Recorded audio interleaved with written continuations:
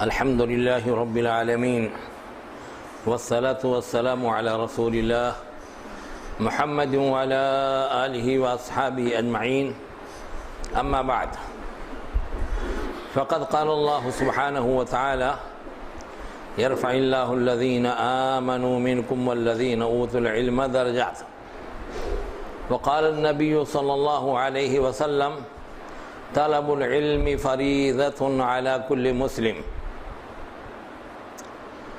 معزز حضرات اور خواتین، یہ بڑی خوشی کی بات ہے کہ آج ہماری ملاقات ایک ایسی جماعت سے ہو رہی ہے جو مختلف عمروں کے ہیں اور مختلف جنس کے ہیں، مگر سب طلب علم سے جڑے ہوئے ہیں۔ چھوٹے بچوں کو بھی دیکھ رہا ہوں، بڑے بھی ہیں، بوڑھے بھی ہیں، اور ادھر خواتین بھی ہیں، اور سبھی ماشاءاللہ طلب علم سے جڑے ہوئے ہیں۔ طلب علم ایک نہایت ہی مقدس اور نہایت ہی بابرکت اور بافضیلت عمل ہے۔ اس کا اندازہ اس سے کیجئے کہ رسول اللہ صلی اللہ علیہ وسلم پر سب سے پہلے جو آیات نازل ہوئیں ان میں اللہ تعالیٰ نے اپنے نبی صلی اللہ علیہ وسلم کو اور ضمناً تمام مسلمانوں کو پڑھنے کا ہی حکم دیا۔ چنانچہ سب سے پہلے جو آیات نازل ہوئی ہیں ان کو آپ جانتے ہیں کہ وہ یہ ہیں: اعوذ باللہ من الشیطان الرجیم، بسم اللہ الرحمن الرحیم، اقرأ بسم ربک الذی خلق خلق الانسان من علق اقرأ وربک الاکرم الذی علم بالقلم علم الانسان ما لم يعلم۔ یہ آیات ہیں جو شروع میں رسول اللہ صلی اللہ علیہ وسلم پر غار حرا میں نازل ہوئی۔ ان آیتوں کا ترجمہ شاید آپ لوگ پڑھ چکے ہوں گے۔ اس میں اللہ تعالیٰ نے اپنے نبی صلی اللہ علیہ وسلم کو خطاب کر کے فرمایا کہ پڑھیے اپنے اس رب کے نام سے جس نے پیدا کیا، انسان کو جمے ہوئے خون سے پیدا کیا۔ پڑھیے اور آپ کا رب بڑا کریم ہے جس نے قلم کے ذریعے سے تعلیم دی اور انسان کو ایسی چیزیں سکھائیں جنہیں وہ پہلے سے نہیں جانتا تھا۔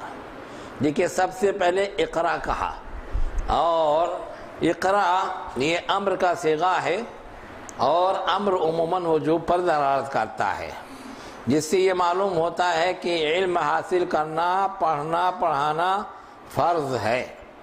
ہر مسلمان کو علم حاصل کرنا چاہیے اور پڑھنا چاہیے۔ اس کی وضاحت خود رسول اللہ صلی اللہ علیہ وسلم نے کی اور فرمایا طلب العلم فریضۃ علی کل مسلمین۔ ہر مسلمان کے اوپر علم حاصل کرنا فرض ہے، یہ آپ نے کہا۔ اب کچھ علوم ایسے ہیں جن کا جاننا، جن کا پڑھنا تو فرض عین ہے، اور کچھ مسائل ایسے ہیں جن کا پڑھنا فرض کفایہ ہے۔ مثال کے طور پر ایک مسلمان لڑکا یا مسلمان شخص، اس کے اوپر جب نماز فرض ہوتی ہے تو نماز کی فرضیت سے پہلے ہی اس کے اوپر وضو کا طریقہ سیکھنا، نماز کا طریقہ سیکھنا فرض ہوتا ہے۔ اسی واسطے رسول اللہ صلی اللہ علیہ وسلم نے فرمایا مروا اولادکم بالصلاۃ وهم ابناء 7 سنین واضربوهم علیہا وهم ابناء 10 سنین۔ بچے جب 7 سال کے ہو جائیں تو انہیں نماز پڑھنے کا حکم دو، اور جب 10 سال کے ہو جائیں تو انہیں مار مار کے نماز پڑھاؤ۔ یہ 7 سال کے بچوں کو نماز کے حکم دینے کا کیا مطلب ہوتا ہے؟ یعنی نماز کا طریقہ بتاؤ، سکھاؤ اور نماز پڑھاؤ اپنے ساتھ لے جا کر کے۔ ظاہر ہے نماز کے لیے وضو شرط ہے، لا يقبل اللہ صلاۃ بغیر طہور، اللہ بغیر طہارت کی کوئی نماز قبول ہی نہیں کرتا، تو نماز سے پہلے وضو کرنا پڑے گا۔ اب وضو کا طریقہ آپ بچوں کو سکھائیں گے تو ظاہر ہے آپ کو بھی سیکھنا ضروری ہے ہر مسلمان کے لیے۔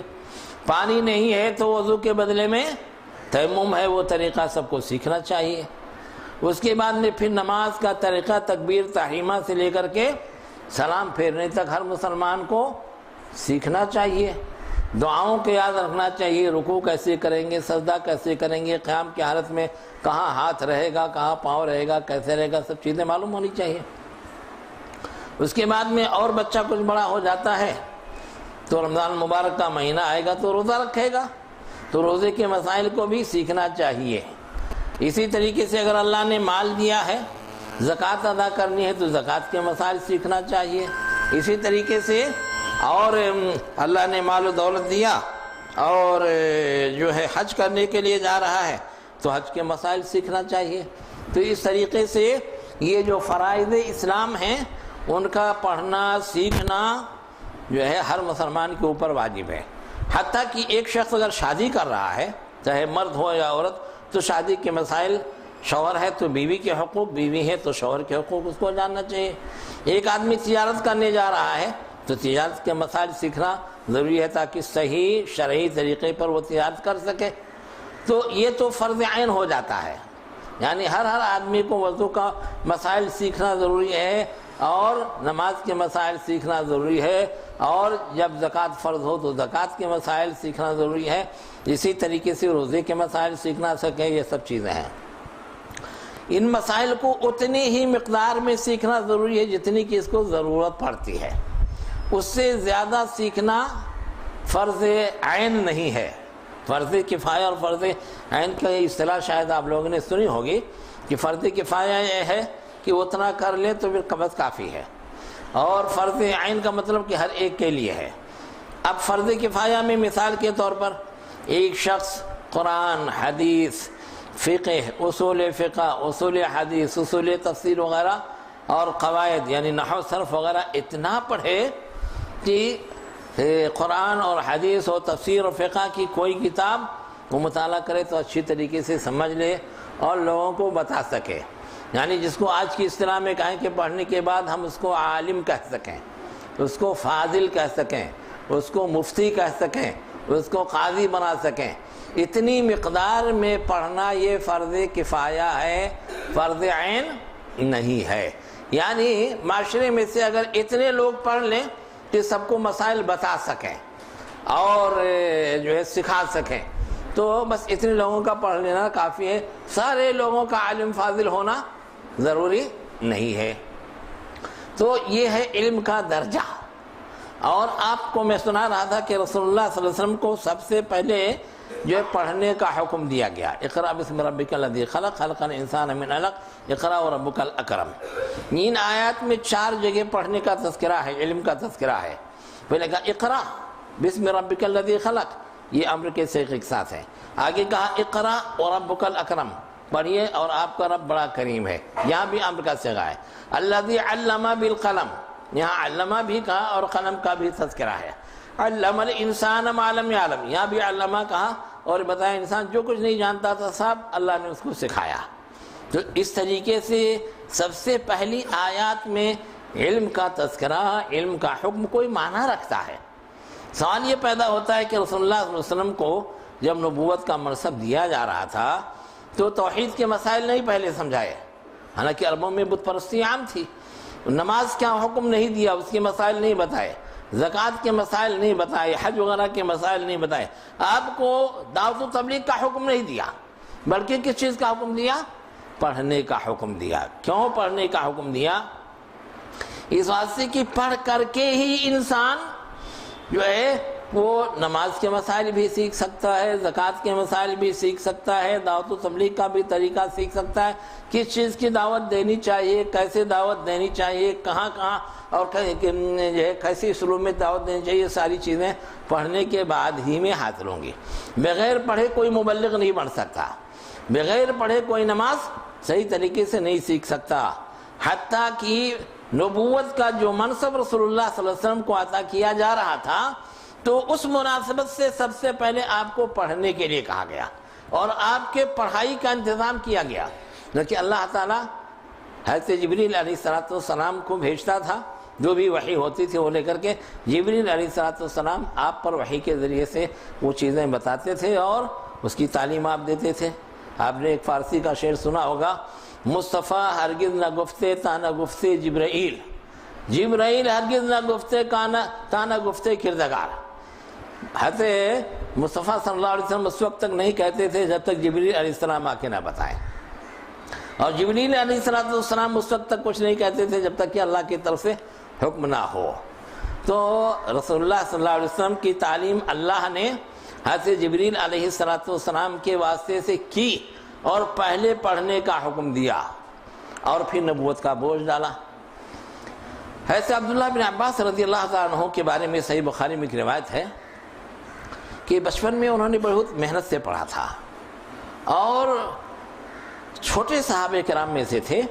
تو رسول اللہ صلی اللہ علیہ وسلم کی وفات کے بعد جو بڑے صحابہ کرام تھے ان کے گھروں پہ جا کے پڑھتے تھے، جس کے بارے میں معلوم ہوتا فلاں صحابی کے پاس کچھ حدیثیں ہیں، تو دوپہر میں چلے جاتے چادر لے کر کے، اور ان کے دروازے پر چادر اوڑھ کے بیٹھ جاتے۔ گرمی کا موسم ہوتا، لو چلتی، گرم گرم ہوائیں چلتی، مگر جگاتے نہیں، دروازہ کھٹکھٹاتے نہیں۔ استاد کو غیر مناسب وقت پر ڈسٹرب نہیں کرنا چاہیے، تو جا کے وہاں چپ چاپ چادر اوڑھ کے بیٹھ جاتے تھے۔ جب عصر کا وقت ہوتا لوگ اٹھتے اور دروازہ کھولتے، وضو کرتے، تو کہتے آیا تھا، مجھے معلوم ہوا کہ آپ کے پاس کچھ حدیثیں ہیں، تو آیا تھا آپ سے ان حدیثوں کو سننے کے لیے۔ وہ لوگ کہتے بھی کہ آپ رسول اللہ صلی اللہ علیہ وسلم کے چچے زاد بھائی ہیں، آپ مجھ کو بلاتے تو میں آ کے تم کو حدیث سنا دیتا، یہ سب پریشان ہونے کی ضرورت کیا ہے؟ تو کہتے تھے نہیں، جو ہے پیاسا کنویں کے پاس جاتا ہے، علم حاصل کرنے والے کو ساحل کے پاس جانا چاہیے اور ادب کے ساتھ سیکھنا چاہیے، پھر ان سے حدیثیں سنتے۔ اس طریقے سے بڑی محنت اور مشقت سے انہوں نے حدیثیں سیکھی تھیں۔ حتیٰ کہ ایک انصاری کے بارے میں ان کے ساتھیوں میں سے یہ ہے کہ وہ کہتا تھا کیا ابن عباس اتنی محنت کر رہے ہو، تم بھی کوئی علامہ فاہمہ بن جاؤ گے کیا؟ تو وہ اس کی بات نہیں سنتے تھے اور طلب علم میں لگے رہے، یہاں تک کہ ایک وقت آیا کہ اپنے وقت نہایت قابل لوگوں میں شمار ہوتے تھے، ان کو ترجمان القرآن کہا جاتا تھا، یعنی قرآن کے مفسر، حبر الامہ، نہایت باصلاحیت عالم امت کے مانے جاتے تھے، اور ہر فن مولا تھے، شعر شاعری ہو، ادب ہو، تفسیر ہو، حدیث ہو، فقہ ہو، ہر فن کے وہ بڑے زبردست عالم مانے جاتے تھے۔ اب یہ بالکل نوجوان تھے کہ حضرت عمر رضی اللہ تعالی عنہ ان کو اپنی مجلسوں میں بلاتے تھے، ان کا بڑا احترام کرتے تھے، ان کی جو مجلس شورا تھی اس میں بھی ان کو بیٹھاتے تھے۔ تو کچھ بوڑھے لوگوں کو اعتراض تھا کہ اس کی طرح تو ہمارے بچے ہیں، اس کو کیوں بلا کر کے ہمارے مجلس میں لاتے ہیں؟ کہیں ہے عمر رضی اللہ عنہ کو معلوم ہوا کہ کچھ لوگ شکایت کرتے ہیں، تو انہوں نے جو ہے جب سارے لوگ آ گئے بیٹھے تو ایک سوال پوچھا کہ دیکھو اللہ تعالیٰ نے فرمایا ہے اذا جاء نصر اللہ والفتح ورأيت الناس يدخلون في دين الله افواجا فسبح بحمد ربك واستغفره انه كان توابا۔ ایک چھوٹی سی صورت ہے، ذرا آپ لوگ اس کا مطلب بتائیے۔ تو حضرت عمر رضی اللہ تعالیٰ نے لوگوں سے کہا ذرا اس کا مطلب بتائیے۔ تو کچھ لوگ تو کچھ بولے ہی نہیں، ڈر کے مارے کہو یا ادب کے مارے کہو یا آتا نہیں تھا اس واسطے کچھ نہیں بولے۔ کچھ لوگوں نے عام فہم جو اس کا معنی ہوتا ہے وہ معنی بتا دیا۔ تو حضرت عمر رضی اللہ تعالیٰ عنہ نے حضرت ابن عباس رضی اللہ تعالیٰ عنہ سے کہا ابن عباس ذرا تم اس صورت کا مطلب بتاؤ۔ تو حضرت عبداللہ ابن عباس رضی اللہ عنہ نے کہا کہ دیکھیے مختصر یہ ہے کہ اس صورت میں اللہ تبارک و تعالیٰ نے اپنے رسول صلی اللہ علیہ وسلم کو ان کی وفات کی خبر دی ہے، اور یہ کہا ہے کہ اے محمد، جس مقصد کے لیے اللہ نے آپ کو دنیا میں مبعوث فرمایا تھا کہ آپ لوگوں تک اللہ کا پیغام پہنچائیں، لوگ اسلام میں فوج در فوج داخل ہوں، وہ مقصد پورا ہو گیا ہے۔ مکہ فتح ہو چکا ہے، اور مکہ فتح ہونے کے بعد لوگ فوج در فوج اب اسلام میں داخل ہوئے ہیں، تو آپ کی بعثت کا جو مقصد تھا وہ مقصد حاصل ہو چکا ہے۔ اس واسطے اب آپ اس دنیا سے جانے کی تیاری کیجئے، فسبح بحمد ربک واستغفر، اس واسطے اپنے رب کے حمد و ثنا کے ساتھ اس کی تسبیح بیان کیجئے اور اس سے توبہ استغفار کیجئے۔ تو بوڑھے لوگوں کو کہا جاتا ہے بھیا اب قبر میں پاؤں لٹکائے ہوئے ہیں، اب ذرا تیاری کیجئے، عبادت میں لگیے، اب دنیا چھوڑیے، آخرت کی تیاری کیجئے۔ کہا جاتا ہے کہ نہیں کہا جاتا ہے؟ ایسے ہی اللہ تعالیٰ نے گویا کہ رسول اللہ صلی اللہ علیہ وسلم کو فرمایا کہ جس مقصد کے لیے آپ آئے تھے وہ مقصد حاصل ہو گیا، لوگ فوج در فوج اسلام میں داخل ہو رہے ہیں، مکہ فتح ہو چکا ہے، اب کوئی اس علاقے میں بڑا دشمن آپ کا نہیں رہ گیا ہے، اب اسلام انشاءاللہ پوری دنیا میں پھیل جائے گا، اس واسطے اب آخرت کی تیاری کیجیے۔ جب حضرت عبداللہ بن عباس رضی اللہ عنہ نے یہ تفسیر بیان کی تو حضرت عمر رضی اللہ عنہ نے فرمایا لا اعلم الا ما بینت انت، جو چیزیں آپ نے بتائی کہ وہی میں بھی جانتا ہوں، اور اگر کچھ اس کے علاوہ آپ بتاتے تو میں سمجھتا کہ تم نے غلطی کی ہے، یہ حضرت عمر رضی اللہ عنہ نے کہا۔ پھر جو لوگ اعتراض کرتے تھے کہ اس نوجوان کو کیوں اس مجلس میں لاتے ہیں، تو ان کے جواب میں حضرت عمر رضی اللہ عنہ نے مختصراً اتنا کہا تفقہوا قبل ان تسودوا، اے لوگوں سیادت اور قیادت کا منصب سنبھالنے سے پہلے دین کا علم حاصل کرو، پہلے پڑھو تب منصب تلاش کرو۔ اور امام بخاری رحمۃ اللہ علیہ اس حدیث پر تعلیق لگاتے ہوئے کہتے ہیں وبعد ان تسودوا، منصب حاصل کرنے سے پہلے تو علم حاصل ہی کرنا چاہیے، منصب ملنے کے بعد میں بھی جو ہے پڑھتے رہنا چاہیے، علم حاصل کرنا چاہیے۔ علم کے بارے میں آپ لوگ سنتے ہیں نا، من المہد الی اللحد، مہد یعنی بچے کہ ماں کے گود سے لے کر کے قبر تک جانے تک ہمیشہ مسلمان کو پڑھتے ہی رہنا چاہیے، علم حاصل کرتے رہنا چاہیے۔ علم بحر ناپیدا کنار ہے، علم کے لیے کوئی عمر نہیں ہے، اور عمر کے لیے جو ہے کوئی تعداد حد نہیں کہ بس اتنا پڑھ لو بس ختم ہو گیا۔ اسی بات سے شریعت میں بچوں کو بھی پڑھنے کے لیے کہا گیا ہے، اور جوانوں کو بھی پڑھنے کے لیے کہا گیا ہے، بوڑھوں کو بھی پڑھنے کے لیے کہا گیا ہے، مردوں کو بھی پڑھنے کے لیے کہا گیا ہے، عورتوں کو بھی پڑھنے کے لیے کہا گیا ہے۔ رسول اللہ صلی اللہ علیہ وسلم کو جب یہ کہا گیا پڑھیے اقرأ بسم ربک الذی خلق، تو رسول اللہ صلی اللہ علیہ وسلم کی کتنی عمر تھی آپ لوگوں کو معلوم ہے نا؟ 40 سال کی عمر تھی، اور شادی ہو گئی تھی، بیوی بچے بھی تھے، اس وقت آپ کو پڑھنے کے لیے کہا گیا۔ آج عام طور سے تصور یہ ہے کہ جوانی میں بچپن میں پڑھ لو تو پڑھ لے جاؤ گے، بڑے ہو گئے، عمر زیادہ ہو گئی، شادی بیاہ ہو گیا، کاروبار میں لگ گئے تو نہیں پڑھ پاؤ گے، یہ تصور بالکل غلط ہے۔ پہلے بھی شاید ایسے لوگ کہتے رہ گئے، تو اللہ نے اس کی تردید کی اور کہا 40 سال کی عمر کہا کہ پڑھیے آپ اپنے رب کا نام لے کر کے، اور یہ بھی کہا اقرأ وربک الاکرم، پڑھیے آپ کا رب بڑا کریم ہے، کریم ہے، مہربان ہے، اپنی مہربانی سے تم کو اس عمر میں بھی سکھا دے گا۔ چنانچہ رسول اللہ صلی اللہ علیہ وسلم کو تو اللہ نے معلم انسانیت بنا دیا، آپ سے بڑا کوئی معلم تھا ہی نہیں۔ اس کے علاوہ آپ کے صحابہ کرام میں حضرت ابو بکر رضی اللہ عنہ کی عمر بھی لگ بھگ ایسی ہی تھی، حضرت عمر رضی اللہ عنہ، یہ سب شادی شدہ لوگ تھے، سب کاروبار کرتے تھے، اور ایسے ہی بہت سارے صحابہ کرام عموماً جن کو کبار صحابہ کہا جاتا ہے، سبوں نے پڑھا، اور ایسا پڑھا کہ رسول اللہ صلی اللہ علیہ وسلم کے پاس پڑھ کر کے کوئی خلیفہ راشد ہو گیا ہے، تو ابو بکر رضی اللہ عنہ ہے، تو عمر رضی اللہ عنہ ہے، تو عثمان غنی رضی اللہ عنہ ہے، یہ سب خلفائے راشدین ہیں نا، ایسے حکمراں، ایسے خلیفہ کہ آج تک ان کی طرح حکومت کرنے والا انصاف کے ساتھ کوئی پیدا نہیں ہوا رسول اللہ صلی اللہ علیہ وسلم کے بعد میں۔ پوری دنیا کے تمام حکمرانوں کا دیکھ جاؤ، حضرت ابو بکر کو کوئی جو ہے ثانی ملے گا، حضرت عمر کا کوئی ثانی ملے گا؟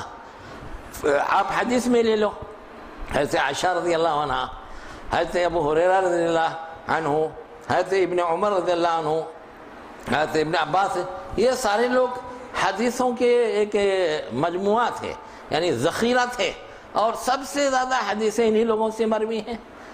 تفسیر میں دیکھو حضرت عبداللہ بن عباس رضی اللہ عنہ ہیں، اور ان کے شاگرد عطیہ وغیرہ ہیں، یہ سارے لوگ تفسیر میں انتہائی جو ہے ماہر مانے جاتے تھے۔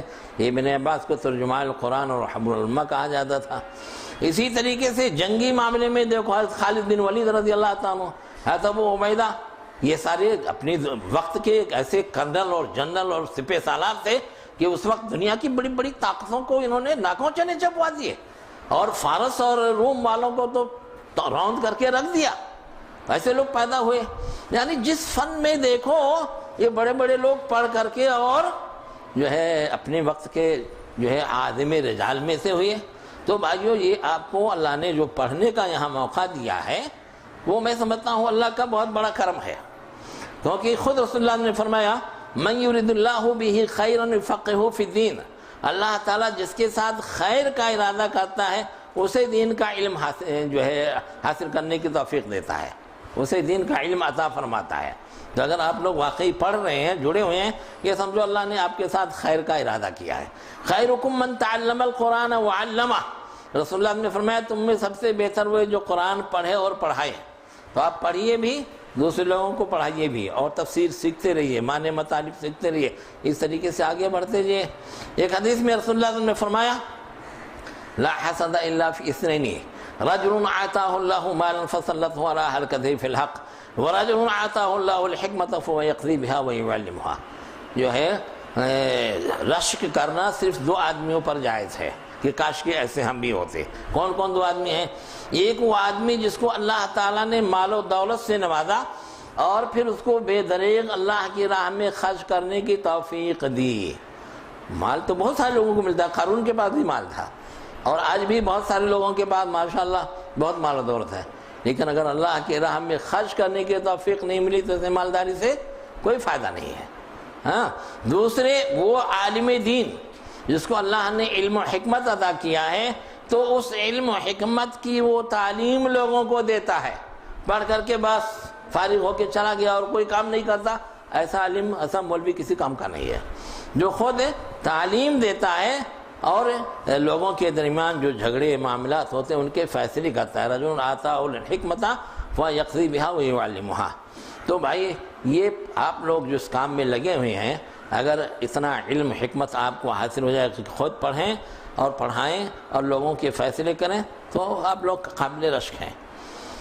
بہرحال تفسیر میں جانے کا موقع نہیں، میری بھی ٹرین ہے اور ایسے اتفاق سے میں پہنچ گیا ہوں، تو میں صرف اتنا کہنا چاہتا ہوں کہ یہ تعلیم و تعلم کے کام میں جو آپ حضرات لگے ہوئے ہیں، خاص طور سے دینی علوم حاصل کرنے کے لیے، قرآن کے پڑھنے اور قرآن کے معنی مطالب سمجھنے، احادیث کی کتابوں کے پڑھنے پڑھانے میں، تفسیر اور فقہ کی کتابوں کے پڑھنے پڑھانے میں، یہ بہت بابرکت عمل ہے اور اللہ کی عظیم نعمت ہے۔